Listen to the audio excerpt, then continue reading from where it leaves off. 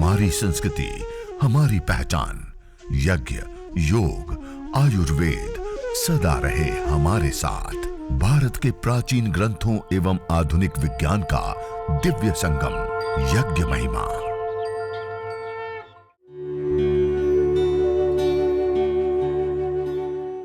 भारतीय संस्कृति में यज्ञ, योग एवं आयुर्वेद जैसी अमूल्य विद्याएं हैं, जिसका मूल है वेद। इतिहास की ओर दृष्टि डालें तो भगवान राम, भगवान कृष्ण से लेकर राजा महाराजाओं, ग्रामवासियों व अरण्यवासी ऋषियों की कुटियों तक नित्य व नैमित्तिक यज्ञों का प्रचलन देखने को मिलता है। तो कहने का अभिप्राय है कि ये जो हम हवन है, ये हमारी मूल परंपरा है, मूल पूजा पाठ है कि हर रोज 2, 4, 6 आहुतियां विशेष मंत्रों से दे करके हम करते थे।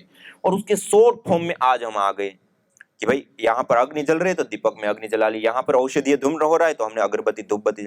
लेकिन उतना करने से हम जो ये मूल लाभ थे, जो विशेष लाभ थे, उन सब से हम वंचित हो गए। तो हमें वापस अपनी संस्कृति की शरण में, देखिए संस्कृति मानव समाज की जड़ होती है।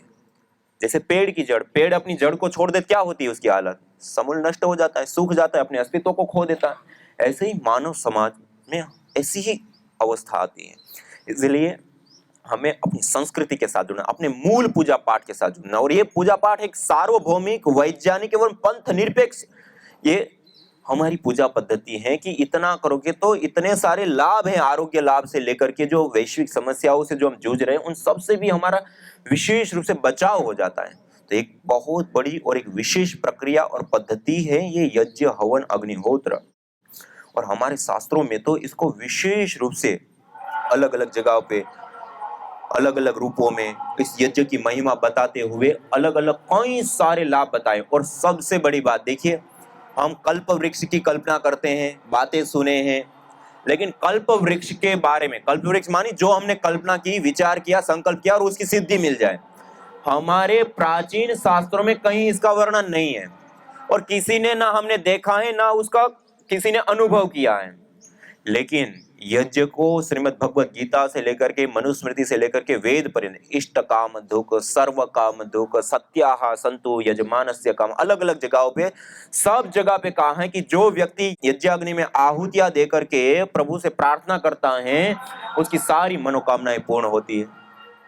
श्रीमद् भगवत गीता में 3 अध्याय में बताया, मनुस्मृति में बताया और वेद में, साक्षात वेद में बताया, सत्याह संतु यजमानस्य कामा। जो यजमान यज्ञ करके जो अपनी मनोकामना रखता है उसकी मनोकामनाएं पूर्ण होती हैं। तो ये मनोकामना की पूर्ति का भी सबसे बड़ा साधन है। तो इस प्रकार से अलग अलग कई सारे लाभ और कई सारी चीजें इसमें विशेष रूप से हमें प्राप्त होती हैं। तो इस प्रकार हम सब मिलकर के इस यज्ञ को आज हम करेंगे भी, सीखेंगे भी।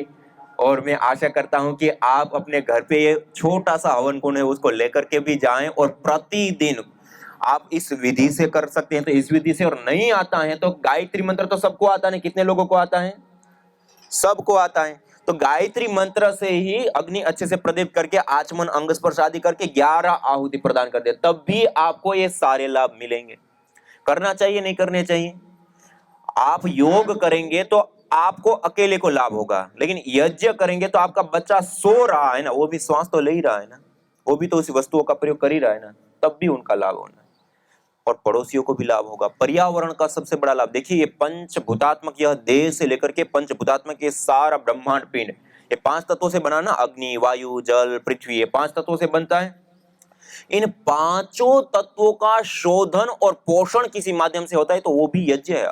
शास्त्रों में क्या कहते हैं? अयम यज्ञो भुवनस्य नाभि, ये सारे चराचर भूमंडल ब्रह्मांड की नाभि है ये यज्ञ। ये अग्नि, वायु, जल, पृथ्वी आदि जो ये 5 तत्व हैं उसका पोषण और संवर्धन इस यज्ञ के माध्यम से होता है। और हम सब लोग समान रूप से इस प्रकृति माँ का प्रयोग लेते हैं।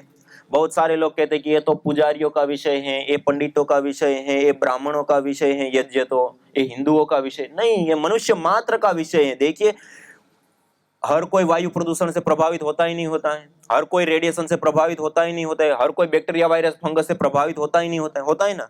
और हम सब लोग इस प्रकृति माँ का समान रूप से प्रयोग ले रहे ही नहीं रहे, एक धरती पर विचरण करते, एक ही आकाश मंडल के नीचे बसते हैं, एक ही वायु में सब श्वास लेते हैं, एक ही जल का सब पान करते हैं। 5 तत्वों का हम समान रूप से प्रयोग लेते हैं, और इन 5 तत्वों को यथास्थिति रखना भी हमारी जिम्मेदारी या कर्तव्य है, नहीं है, हमारा कर्तव्य है। और वो कार्य किसी माध्यम से संपन्न होता है तो वो यज्ञ से, इसलिए इनको पंच महायज्ञों में एक यज्ञ इसको बताया। पंच महायज्ञ के जो हमें प्रतिदिन करने होते हैं उसमें से एक यज्ञ देव यज्ञ होता है, जिसमें विशेष 16 आहुतियां हम प्रदान करते हैं और हर रोज करते हैं। उससे ये सारे लाभ जो देव ऋण होते हैं ना, देव ऋण से हम उऋण हो जाते हैं। अग्नि वायु जल इनसे ले ही रहे हैं ना, दाना देव वो हमें निरंतर दे रहे हैं, लेकिन हमने उनको क्या दिया, कुछ नहीं। वो ऋण से हम ऋणी हो जाते हैं, और उस ऋण से उऋण होने का ये माध्यम है। और सबसे बड़ी बात है कि ये सबसे बड़ा परोपकार का और पुण्य का माध्यम है। सबसे ज्यादा पुण्य प्राप्त किसी माध्यम से होता है तो वो यज्ञ है, हवन है, अग्निहोत्र है। और उस पुण्यों के आधार पे ही हमारे जीवन, जैसे हम देखें ना, योग दर्शन में आप सब लोगों ने देखा होगा, पढ़ा होगा, सुना होगा, जाति, आयु और भोग। मनुष्य, मनुष्यतर जाति, फिर उसमें आयु, मनुष्य तो मिल गया, अब उसमें कितनी आयु उनको मिलनी है। कोई बाल्यावस्था में ही उनका देहांत हो जाता है, कोई चिरकाल तक जीते हैं। आयु के बाद उसमें मिलने वाले भोग, अब हम देखें तो एक व्यक्ति है जो पूरे जीवन भर संघर्ष कर रहा है, दरिद्रता, दुख, अभाव, और एक व्यक्ति को हम देखें तो सारे धन धान्य ऐश्वर्यों से लेकर के सब चीज से युक्त है। इसका कारण क्या है पीछे? अपने पुण्य। क्या होता है? अपने पुण्य। और उस पुण्यों को विशेष रूप से प्राप्त करने का सबसे बड़ा माध्यम या उपाय कोई होता है तो वो यज्ञ है, हवन है, अग्निहोत्र है। इसलिए हम अपनी संस्कृति की ओर लौटे और मूल पूजा पद्धति जो यज्ञ हवन अग्नि, हर दिन 11 आहुति, 21 आहुति दे करके अपने घर में संपन्न करें तो कई सारे लाभों को हम एक साथ प्राप्त करते हैं। और आरोग्य लाभ के साथ साथ देखिए, हम जब एक मंत्रोच्चारण पूर्वक एक अनुष्ठान की भांति यज्ञ करते हैं ना, उससे हमारे पंच प्राण, पंच उपप्राण, सप्त धातु ये पोषित होती है। और मूलाधार से लेकर के सहस्रार पर्यंत जो अष्टाचक्रा, नवद्वारा, देवानापुर, यज्ञ का, ये 8 चक्रों की शक्ति बढ़ती है। और उसके साथ साथ मानवीय चेतना का उत्कर्ष कर हमें अति मानस चेतना की ओर अग्रसर करता है। तो ये देवी पूजन के साथ साथ आध्यात्मिक जीवन में साधना का भी ये माध्यम है। तो इस प्रकार से ये एक बहुत अनमोल विधा और विद्या है। तो मैं आप सबसे यही निवेदन करना चाहूंगा कि आज से ही आप अपने घर के अंदर ये विशेष विद्या यज्ञ कुंड हवन को आप स्थापित करो और प्रतिदिन 11 आहुति या देव यज्ञ की विशेष आहुतियां देकर के जरूर संपन्न करें। तो आइए अब हम सब मिलकर के यज्ञ करें। आपके पास हवन कुंड के अंदर सारी तैयारी हमने कर ली है, और अब हम हवन, यज्ञ, अग्निहोत्र प्रारंभ करेंगे। और सबसे पहले हम सीधे बैठेंगे, दोनों हाथ जोड़ करके 3 बार ओमकार का उद्घोष करते हैं, मंगलाचरण इसको कहते हैं।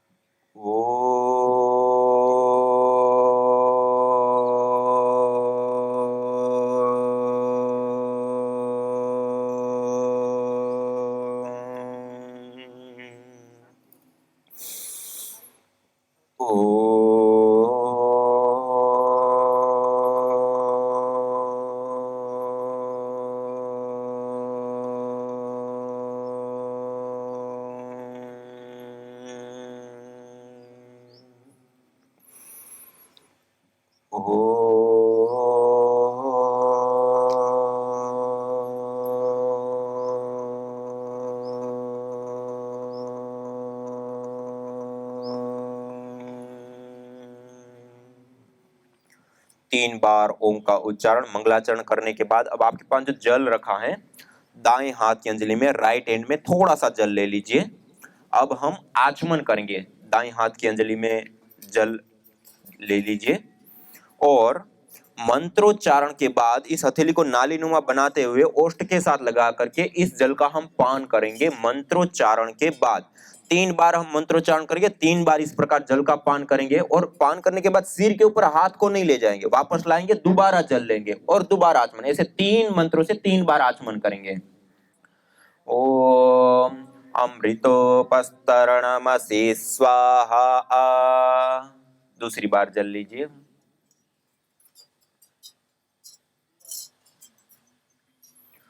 ओम अमृताभिधानमसि स्वाहा। तीसरी बार जल लीजिए।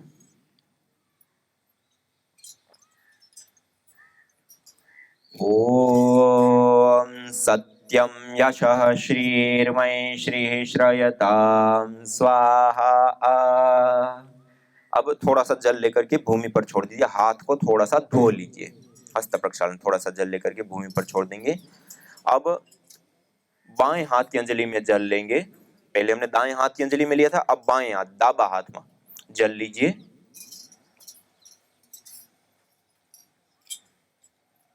लेफ्ट हैंड में दाबा हाथ में जल लेंगे और राइट हैंड की मध्यमा और अनामिका 2 उंगलियों को जल में स्पर्श करते हुए एक एक अंग का हम स्पर्श करेंगे। यह पवित्रीकरण और शुद्धिकरण की एक महत्वपूर्ण प्रक्रिया होती है, उसको हम दोहराएंगे। जैसे बहन जी करती हैं ऐसे ऐसे आप साथ साथ में करेंगे।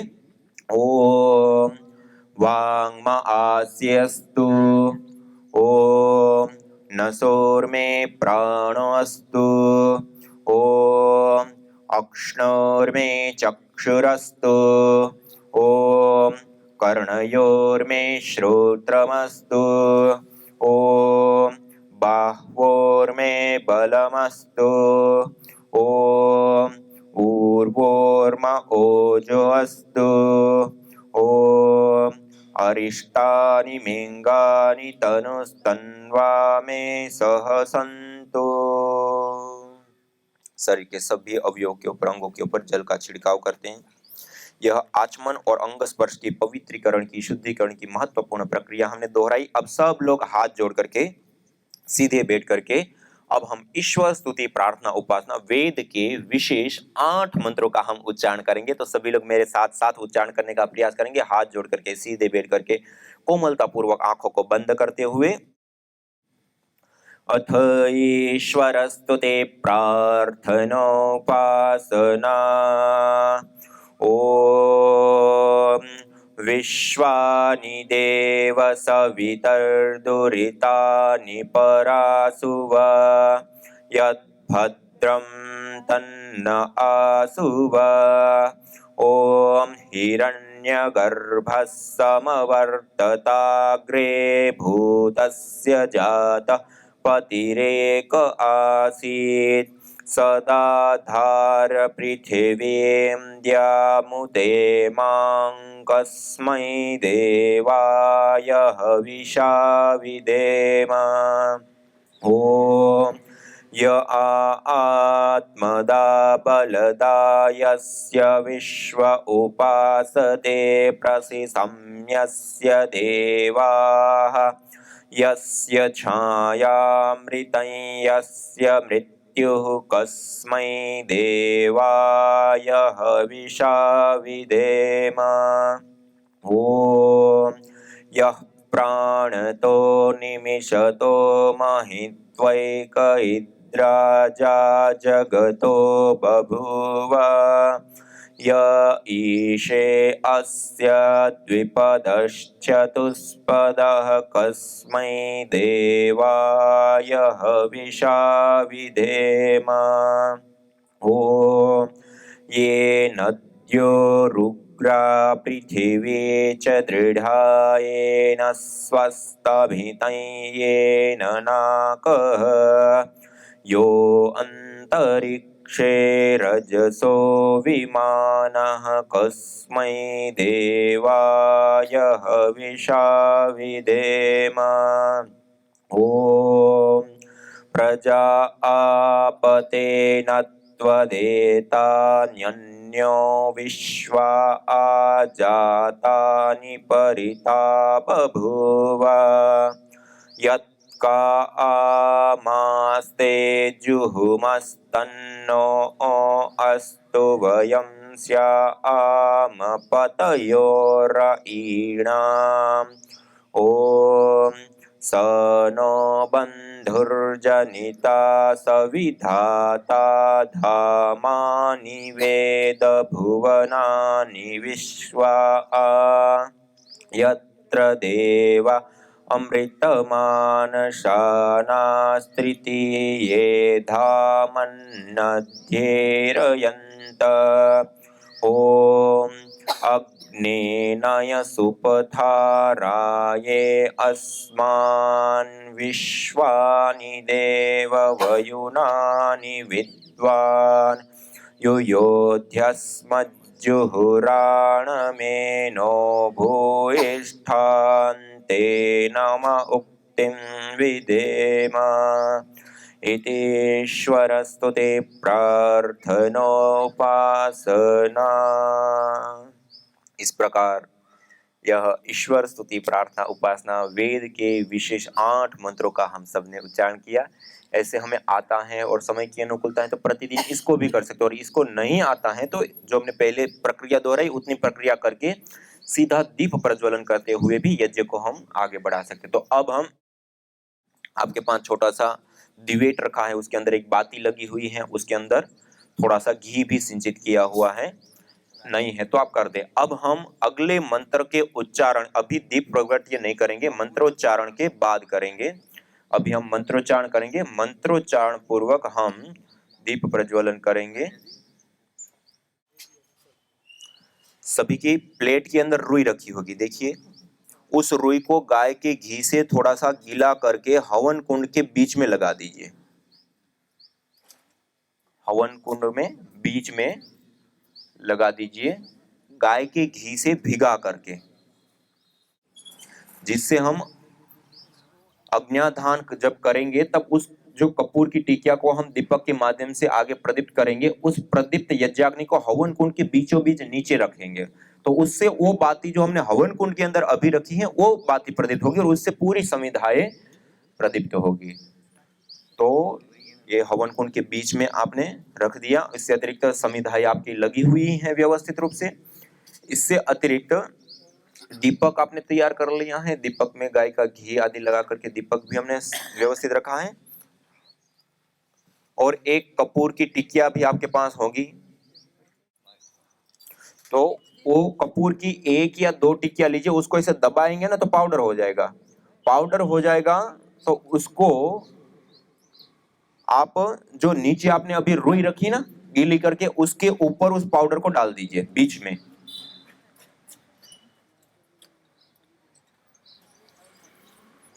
और 1 टिकिया एक्स्ट्रा अपने पास रखेंगे, जब हम अग्न्याधान करेंगे ना तब भी हमें काम आएगी।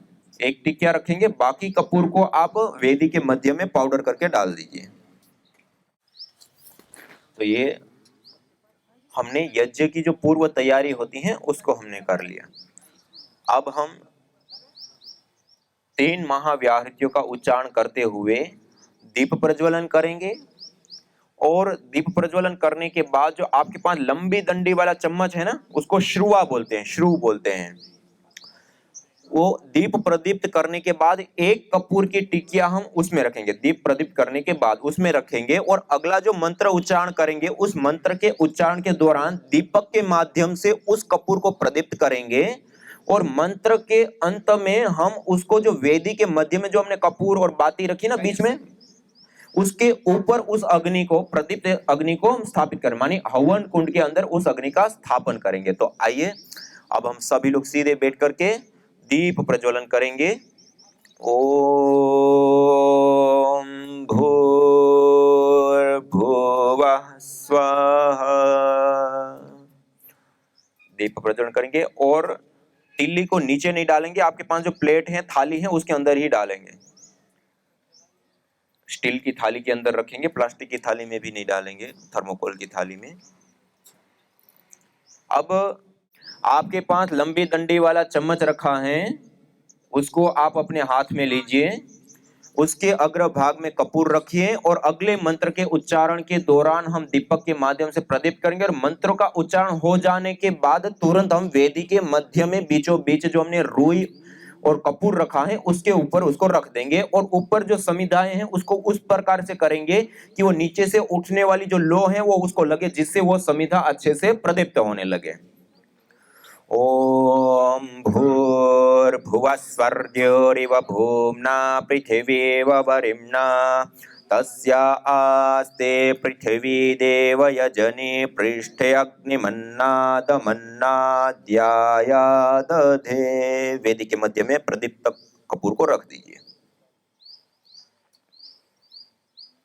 कपूर को प्रदीप्त करके वेदी के मध्य में रख दीजिए और समिधाओं को इस प्रकार से चयन करें कि वो जो लो हैं वो उस लो के साथ वो समिधा टच हो, जिससे वो समिधा अच्छे से अग्नि को पकड़ ले। इस प्रकार से ऊपर से समिधाओं को कर लीजिए। अब इसके ऊपर 1 या 2 घी की आहुति देंगे अगले मंत्र के उच्चारण के दौरान। ओम उद्बुद्ध्य स्वाग्ने प्रतिजागृहे त्वमिष्टापूर्ते सगं सृजेथामयञ्च अस्मिन् सदस्थे अद्युत्तरस्मिन् विश्वे देवा यजमानश्च सीदत।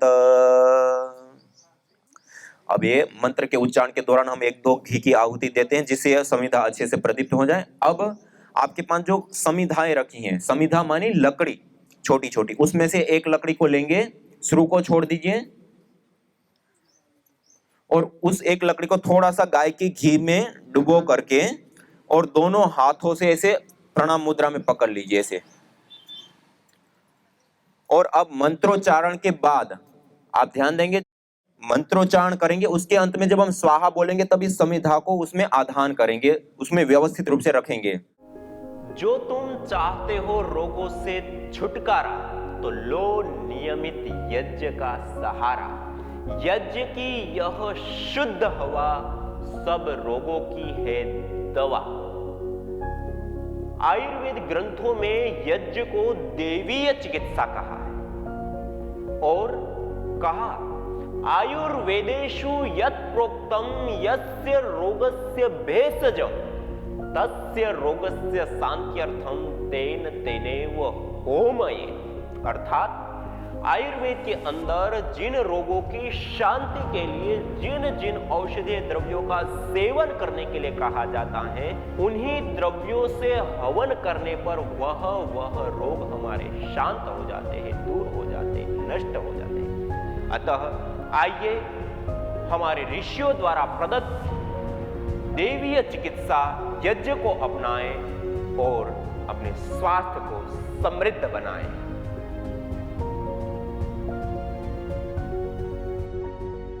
मुंबई शहर में घाटकोपर स्थान पर मैं योग वर्क चलाती हूँ। एक महिला हमारे यहाँ पे आई तो उसे ब्रेस्ट कैंसर ऑलरेडी हुआ था, तो वो ठीक हो गया था ऑपरेशन के जरिए। उन्होंने बोला कि मैं ठीक हूँ बट मुझे बहुत कमज़ोरी महसूस होती है, तो इसके लिए मैं योग वर्ग में आई हूँ यहाँ पर।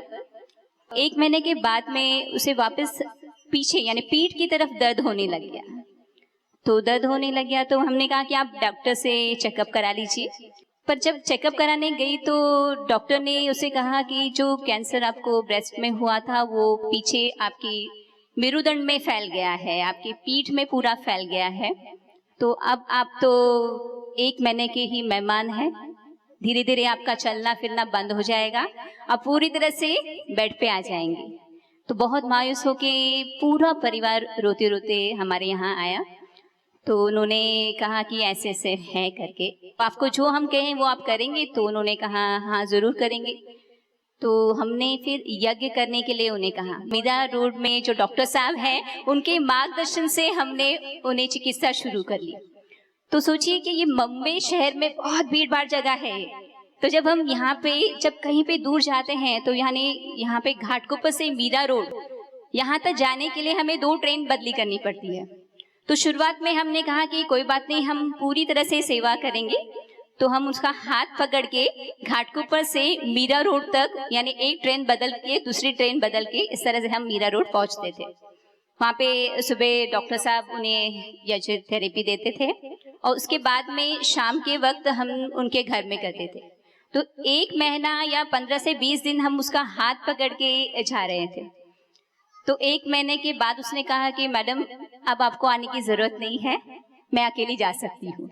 जो मुंबई शहर में रहते हैं उन्हें पता होगा कि कितनी भीड़ भाड़ से गुजरते हुए जाना पड़ता है मीरा रोड तक। तो उसके बाद इतना उसका आत्मविश्वास बढ़ा और 1 महीना तो गुजर गया। जो डॉक्टर ने कहा था कि वो बिल्कुल बेड पे आने वाली है, वो 1 महीना तो गुजर गया, 5 महीने तक वो लगातार मीरा रोड जाती रही और शाम के वक्त हम उनके यहाँ पे सेवा देते रहे। वो महिला बहुत ही अच्छी तरह से स्वस्थ है और चल फिर रही है। तो यानी देखिए, डॉक्टर सबको ही यज्ञ देव ने पूरी तरह से फेल कर दिया। यानी यज्ञ से हम ये बड़ी बीमारी हम जो कहते हैं, इसे भी कैंसिल कर दिया है, कैंसर को कैंसिल कर दिया है। यज्ञ भारतीय संस्कृति की मुकुट मणि है, प्रतीक है, मूल है। मानव जीवन के हर पहलू के साथ यज्ञ जुड़ा हुआ है, चाहे वह संस्कार, चाहे पूजा पाठ या फिर पर्व से लेकर हर शुभ अशुभ अवसरों में भी यज्ञ करने की सार्वभौमिक, वैज्ञानिक एवं पंथ निरपेक्ष पावनी परंपरा रही है। आइए हम संकल्प लें, संसार के श्रेष्ठतम कर्म यज्ञ को अपनाएं।